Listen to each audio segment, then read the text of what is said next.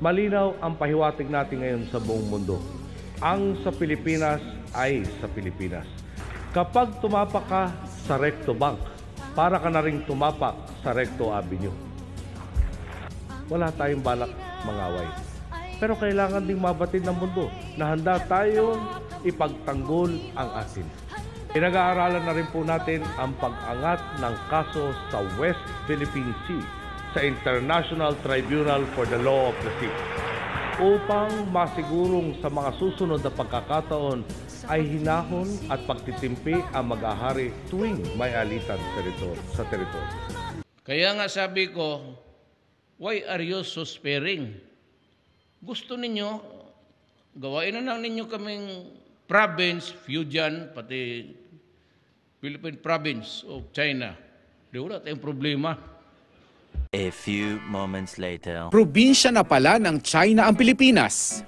Base yan sa bumungad ng mga ganitong tarpaulin sa iba't ibang bahagi ng Metro Manila kaninang umaga. Nakasulat sa tarp, "Welcome to the Philippines, Province of China." Ang West Philippine Sea ay hindi katang-isip natin lamang. Ito ay atin. Ito ay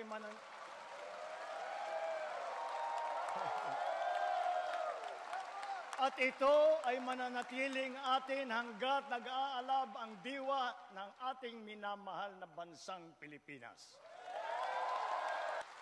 Pagtitibayin at palalaguin natin ang kamalayan at kaalaman ng buong bansa at titiyakin na maipapasa natin ito sa kabataan at ating susunod na mga salinlahi.